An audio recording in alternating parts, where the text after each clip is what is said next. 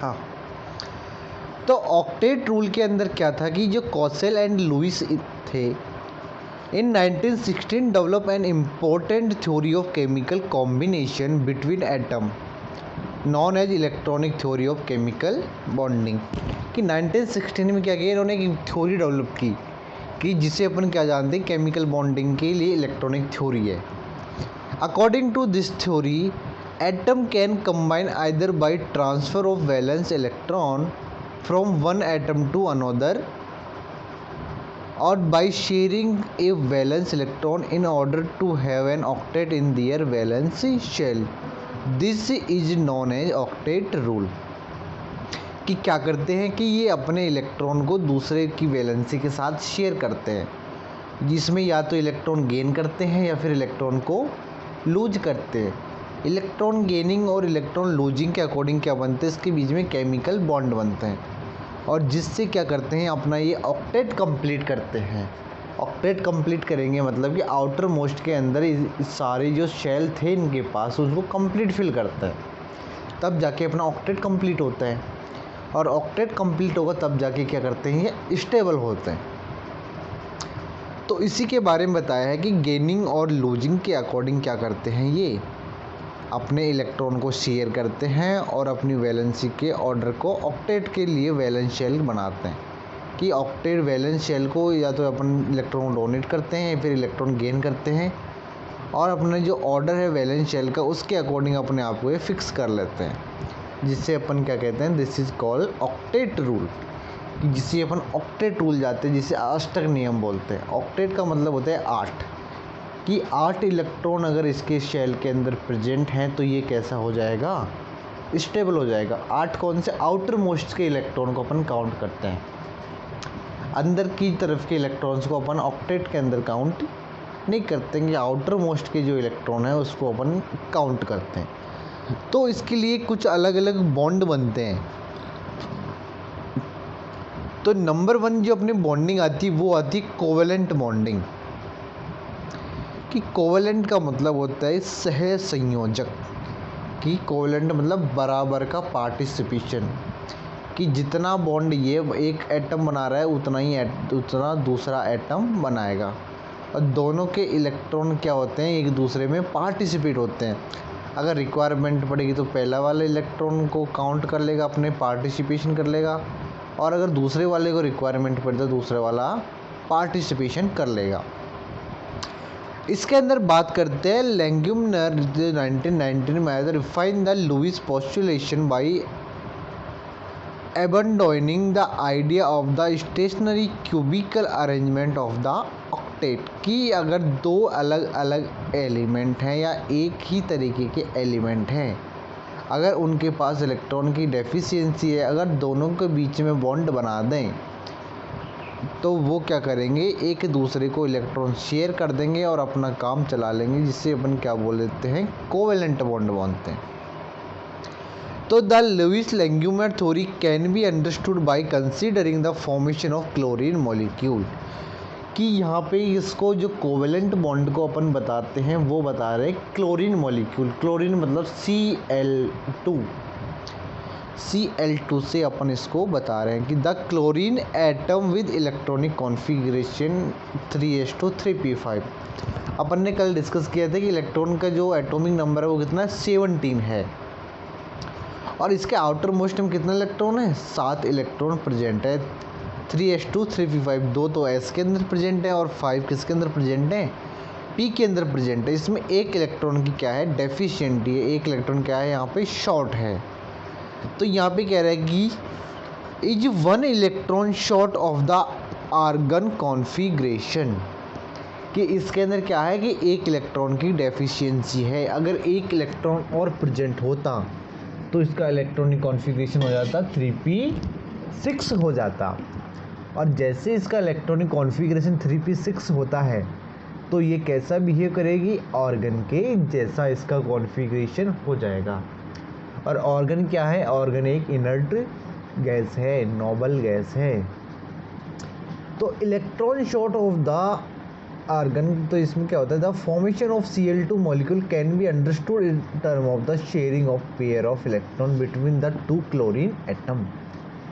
कि अगर यहाँ पे शेयरिंग की बात करें, कोवेलेंट की बात करें, तो इसके अंदर क्या है, अगर दो क्लोरीन को अगर एक साथ जोड़ते हैं तो उनके बीच में एक बॉन्ड बना देते हैं, जिससे अपन क्या कह रहे हैं, कोवेलेंट बॉन्ड कह रहे हैं। कोवेलेंट का मतलब होता है सेम पार्टिसिपेशन, कि जितना एफर्ट एक लगा रहा है उतना ही एफर्ट क्या है दूसरा लगाएगा, तो इसे अपन क्या बोलते हैं, सेम पार्टिसिपेशन।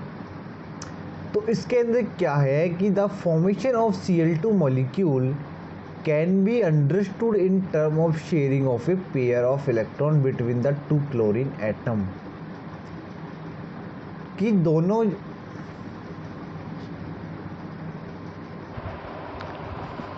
तो अपन यहाँ पे देखते हैं कि Cl2 molecule can be understood in term of the sharing of pair of electron between the two chlorine atom, each chlorine atom contributing 1 electron to the share pair.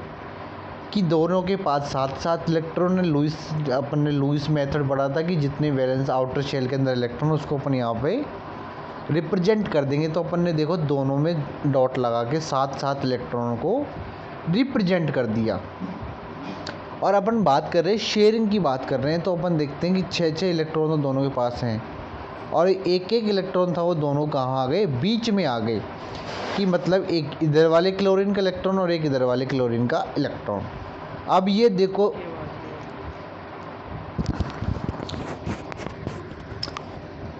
अब नहीं आ रही है, आ रही है अब, हाँ अब आ रही है, नहीं आ रही।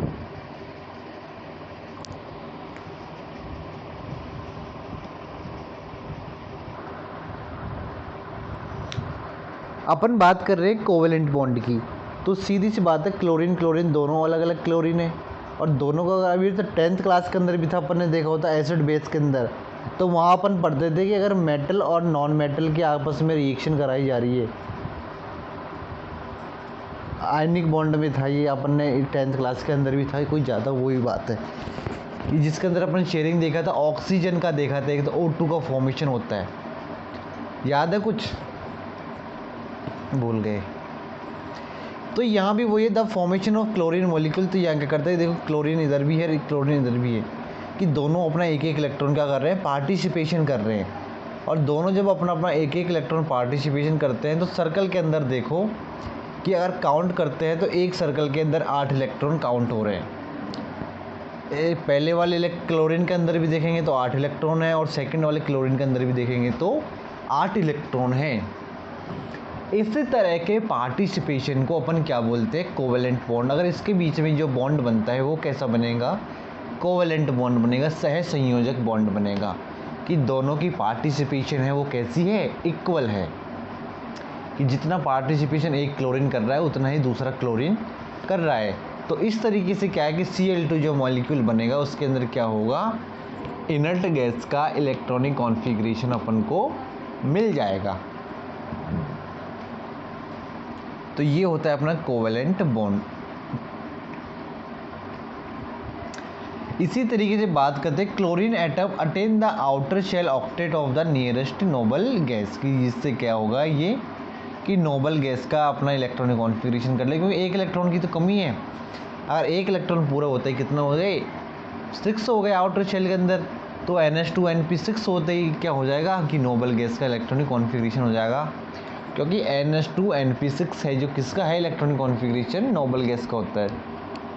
तो यहाँ पे क्या है कि 3s2 3p6 हो गया, और 3s2 3p6 किसका होता है, आर्गन का इलेक्ट्रॉनिक कॉन्फ़िगरेशन होता है। अब बात करते हैं कि द डॉट्स रिप्रेजेंट इलेक्ट्रॉन, कि यहाँ पर जो अपन को डॉट्स दिख रहे थे,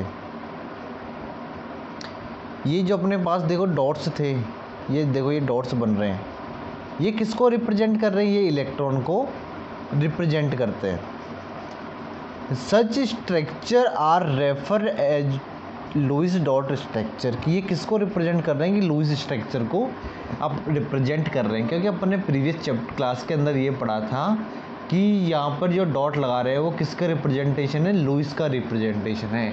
ये किसको रिप्रेजेंट कर रहे हैं, किसको डिनोट कर रहे हैं, वैलेंसी को डिनोट कर रहे हैं। तो ये अपना ऑक्टेट रूल है। और इसके बाद में इसके अंदर सबसे पहला था अपना कोवेलेंट बॉन्ड था। कि बात अपन को इसके अंदर ये करनी है कि कैसे भी करके अगर बॉन्डिंग बना करके कि इसका इलेक्ट्रॉनिक कॉन्फ़िगरेशन इतना हो जाए कि ये क्या कर ले, ऑक्टेट कंप्लीट कर ले और नोबल गैस का इलेक्ट्रॉनिक कॉन्फ़िगरेशन ऑब्टेन करेगी, तो ये कैसा हो जाएगा, स्टेबल हो जाएगी। तो मेन यहाँ पे जो थीम है इस रूल की वो है कि इसको स्टेबिलिटी अपन को देनी है कैसे भी करके। तो ये कह रहा है कि the Lewis dot structure can be written for other molecules also, कि अदर मॉलिक्यूल के लिए भी अपन इसको लिख सकते हैं। In which the combining atom may be identical और different. The important condition being that, कि इम्पोर्टेंट क्या क्या कंडीशन अपन लगाएंगे। सबसे पहली कंडीशन है कि each bond is form as a result of sharing of an electron pair between the atom, कि इसके बीच में क्या करना चाहिए कि फॉर्मेशन हो रहा है शेयरिंग इलेक्ट्रॉन का, तो बॉन्ड बनेगा। कि बॉन्ड कैसे बनेगा, पेयर के अंदर बनेगा, कम से कम 2 इलेक्ट्रॉन होंगे, एक सिंगल इलेक्ट्रॉन से यहाँ पे कुछ नहीं होगा। कि इलेक्ट्रॉन कैसे होनी चाहिए, पेयर के अंदर होनी चाहिए, तभी क्या बनेगा, कोवेलेंट बॉन्ड बनेगा। क्योंकि इसके अंदर क्या है कि इक्वल डिस्ट्रीब्यूशन है, दोनों का जो पार्टिसिपेशन हो कैसा होगा, इक्वल होगा।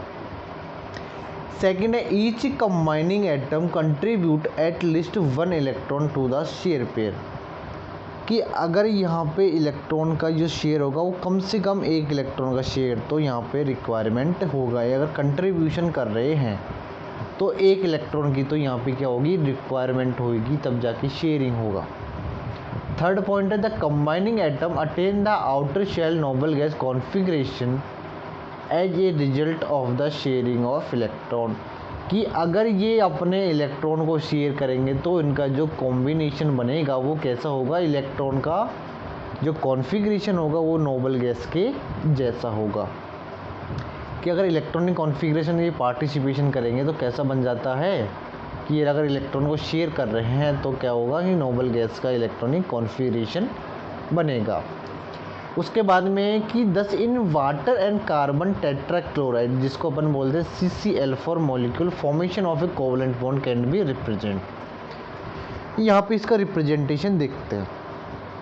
सबसे पहले बात करें H2O वाटर, ये अपन ऑक्सीजन के अंदर देखते हैं कि ऑक्सीजन के पास कितने हैं, 6। याद है कुछ कि NH2 NP 1s2 2s2 2p4, ये किसका इलेक्ट्रॉनिक कॉन्फ़िगरेशन होता है, अपना ऑक्सीजन का होता है, 1s2 2s2 और 2p4। तो 2s के और 2p के इलेक्ट्रॉनों पर काउंट करेंगे तो कितने हो जाएंगे, 6 इलेक्ट्रॉन हो जाएंगे। कितने इलेक्ट्रॉन हो जाएंगे, 6 इलेक्ट्रॉन हो जाएंगे। ये देखो ऑक्सीजन 2 और 2 4 और 2 6।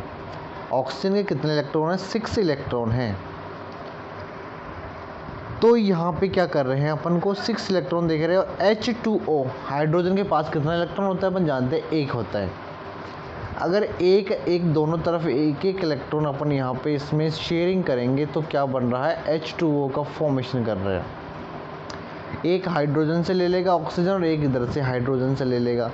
इस तरीके से क्या हो जाएगा, 8 इलेक्ट्रॉन का कॉन्फ़िगरेशन बन जाएगा। और अपन जानते हैं हाइड्रोजन के बाद में आता है हीलियम। हीलियम कैसा होता है, इनर्ट गैस होती है, नोबल गैस होती है।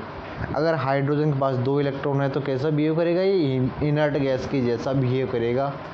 तो ये भी क्या हो जाएगा, अपना स्टेबल हो जाएगा, हाइड्रोजन भी स्टेबल हो जाएगा और ऑक्सीजन भी स्टेबल हो जाएगा। इस तरीके से क्या बनेगा, H2O का फॉर्मेशन होता है। ऑक्सीजन के आउटर शेल के अंदर 6 इलेक्ट्रॉन होते हैं और हाइड्रोजन के आउटर शेल के अंदर 1 इलेक्ट्रॉन होता है। जब इनका पार्टिसिपेशन किया जाता है H2O, तो हाइड्रोजन के पास 1 इलेक्ट्रॉन है तो 1 इलेक्ट्रॉन का पार्टिसिपेशन कर लेता है। और कितना हो जाएगा, ऑक्सीजन के पास 8 इलेक्ट्रॉन हो जाते हैं। इसी तरीके से हाइड्रोजन के पास भी कितने इलेक्ट्रॉन हो जाएंगे, 2 इलेक्ट्रॉन हो जाएंगे। 1 इलेक्ट्रॉन क्या करेगा, ये ऑक्सीजन से पार्टिसिपेट करके ले रहा है। तो इस तरीके से किसका फॉर्मेशन होता है, H2O का फॉर्मेशन होता है, वाटर का फॉर्मेशन होता है। इसी तरीके से बात करते हैं CCl4 carbon tetrachloride. Carbon tetrachloride के अंदर भी अपन देखते हैं कि जो कार्बन होता है, कार्बन की वैलेंसी कितनी होती है, 4 होती है। ठीक है, कार्बन की वैलेंसी कितनी होती है, 4, 1s2 2s2 2p4।